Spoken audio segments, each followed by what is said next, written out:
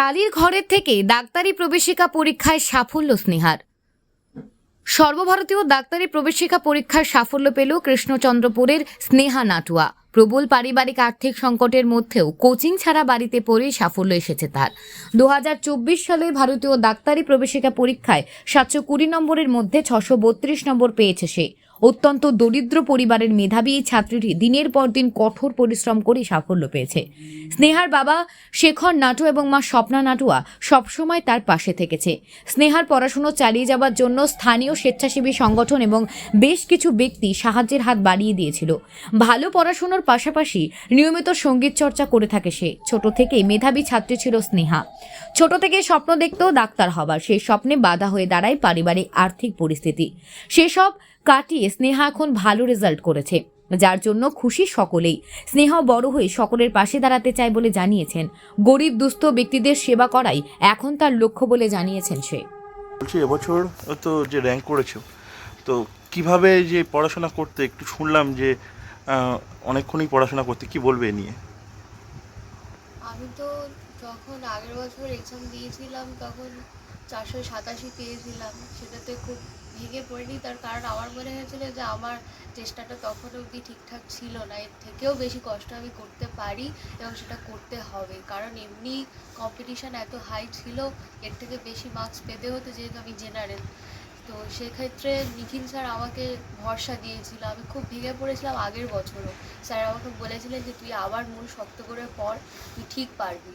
যেহেতু নিটের পরীক্ষার ক্ষেত্রে বায়োলজির মার্কসটা সবথেকে বেশি থাকে 360, আর ফিজিক্স কেমিস্ট্রি মিলিয়ে 360 থাকে, তো সেটাতে বায়োলজিতে একটা হিউজ নাম্বার তুলতে হয়। সেটার জন্য স্যার আমাকে পুরোপুরি ভরসা দিয়েছিল। সেটা খুব ভালো করে তৈরি করেছিলাম স্যারের প্রচেষ্টাতেই। স্যার বলেছিল যে এইভাবে পড়, এইভাবে কর। আর স্যার পিডব্লিউতে ভর্তি হওয়ার জন্যও বলেছিল, সেজন্য পিডব্লিউটা কি অনলাইন কোর্স একটা নাকি? হ্যাঁ, একটা অনলাইন প্ল্যাটফর্ম। ওখানে খুব কম টাকাতেই ওরা সারা বছরে ক্লাস করায়। আমি আগের বছর ভর্তি হয়েছিলাম। মানে কোনো কোচিং সেন্টারে সেই অর্থে যাওয়া হয়নি? না, কোচিং সেন্টার নয়, ওটা সারা বছরে 4,600 টাকা এরকম নিয়ে ওরা পড়ায়। সমস্ত যা কোশ্চেন করানো বা স্যারেরা ভিডিও লেকচার এরকমভাবে পড়ায়। তো আমার যেহেতু ফিজিক্স কেমিস্ট্রিটা একটু দুর্বল ছিল, সেজন্য ওই ফিজিক্সওয়ালা থেকে ওই ফিজিক্স কেমিস্ট্রিটা পড়েছিলাম। আর বায়োলজিটা বিশেষ করে আমার নিখিল স্যার, বাড়ির পাশেই স্যার, আমাকে প্রচুর সাহায্য করেছিল। স্যার আমাকে মেন্টালি প্রচুর সাপোর্ট করতো যে তুই পড়, তুই ভেঙে পড়িস না। তো সেটা করেছিলাম। প্রায় স্যার বলতো যে 14, 17, 15 ঘন্টা ধরে পড়তে হবে। পড়াশোনার সাথেই প্রায় সারাদিন যুক্ত থাকতে হবে অন্তত। যেদিন হয়তো খুব শরীর খারাপ লাগছে সেদিন হয়তো অতটা করা সম্ভব হতো না, কিন্তু আমি প্রায় চেষ্টা করতাম সবসময় যাতে পড়াশোনার ভিতরে থাকার। বন্ধুবান্ধবদের মধ্যে ডিসকাস করতাম পড়াশোনা নিয়ে যখন ভালো লাগতো না একার নিজে নিজে পড়াশোনা করতে। তো সেগুলো করেছি। সেটার পরে দেখলাম যে মোটামুটি পরীক্ষা দিয়ে আসার পর 632 নম্বর আসছে। এই নাম্বারে এমনি প্রতি বছর কলকাতার মধ্যে খুব ভালোভাবেই চান্স হয়ে যায়, কিন্তু এবছরের যা কাট অফ মার্কস দেখছি বা র্যাঙ্ক নাম্বারের সাথে র্যাঙ্কের কোনো তফাৎ এ পুরো এদিক ওদিক হয়ে গেছে। পুরো 20,000 র্যাঙ্কের এদিক ওদিক হয়ে গেছে। যেখানে 632 নাম্বারে হয়তো 21,000 র্যাঙ্ক আসে, সেখানে আমার এবছর র্যাঙ্ক এসে 45,666। প্রায় 20 থেকে 22-23 হাজারের র্যাঙ্কের পুরো এদিক ওদিক নাম্বারের সাথে, যেটা একেবারেই কখনো হয়নি। এই গত 4-5-6 বছরে এরকম তো কখনোই হয়নি। তো সেখান থেকে এবছরে যেটা প্রথমবারে পরীক্ষা দিয়ে এসে মার্কস ক্যালকুলেট করে যেটা দেখেছিলাম, বা কিছুদিন আগে ওয়েমার শিট বেরিয়েছিল সেটা দেখে যা ভেবেছিলাম, আর এবারে যখন রেজাল্ট বেরোলো তার সাথে যখন র্যাঙ্কটা দিল সেটার সাথে পুরো ডিসম্যাচ হচ্ছে। তো সেখান থেকে খুব কষ্ট হচ্ছে যে এত বছর কষ্ট করেছিলাম সেটা আচ্ছা। কিভাবে। আর কি নাম আপনার? আমার নাম স্নেহা নাটুয়া।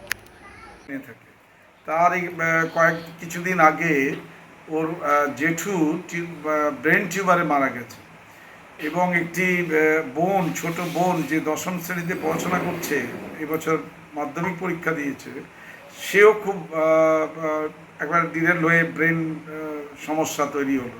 সেটা নিয়ে পরিবারটা না যাওয়া। এই অবস্থার মধ্যে এই ছাত্রীটি যে অসাধারণ রেজাল্ট করলো, 632, একটা কোনো সেভাবে কোচিং কোথাও পায়নি, পড়াশোনা নিজের থেকে করেছে। আমরা কিছু বই, কিছু স্বেচ্ছাসেবী সংগঠন, ব্যক্তি, প্রতিষ্ঠান, এরা কিছু সাহায্য করেছে, কিছু টিচার পাশে দাঁড়িয়েছে, কিন্তু ওর নিরলস প্রচেষ্টা, ও যখন ক্লাস 10-এ পড়ে মাধ্যমিক পরীক্ষা দেয় তখন কিন্তু বলেছিল আমি ডাক্তার হতে চাই। ও সরকারি কলেজে এবারে চান্স পেয়ে যাওয়ার বিশাল সম্ভাবনা, পেয়েও যাবে হয়তো। আগামী দিনে ডাক্তার হোক, ওর স্বপ্ন পূরণ হোক, ওর বাবা মার ইচ্ছা কামনা পূরণ হোক। আমরা শুভেচ্ছা জানাচ্ছি। কৃষ্ণচন্দ্রপুর হাই স্কুল প্রতি বছর যেভাবে মিজানুর, নিশান ডাক্তারিতে চান্স পেয়েছে, আজিজুল একটা র্যাঙ্ক করেছে মাধ্যমিক উচ্চ মাধ্যমিক পরীক্ষায়, রাখিয়াজ, আমরা একইভাবে এদেরকেও চাইছি এরাও প্রতিষ্ঠিত হোক। রহমতুল্লাহ মোল্লাদের মতো আমাদের যে ছাত্রটি সুভাষিস নাটুয়া বিজ্ঞানী হয়েছে, ওদেরই পাড়ায় বাড়ি। ওর এবারেও বিভিন্ন গরিব দরিদ্র পরিবারের ছেলেমেয়েরা উঠে আসছে। আমাদের স্কুল তাদের জন্য রাস্তা। সর্বশিক্ষার যে স্লোগান, সবার জন্য শিক্ষা, সেই শিক্ষা পেয়ে যাতে এরা উঠতে পারে আগামী দিনে, সেই সাফল্য কামনা করি। চন্দন মাইতি, প্রধান শিক্ষক, কৃষ্ণচন্দ্রপুর হাই স্কুল, মথুরাপুর, দক্ষিণ 24 পরগনা। দেখতে থাকুন নিউজ প্রাইম টাইমস, আপনাদের সাথে আপনাদের পাশে।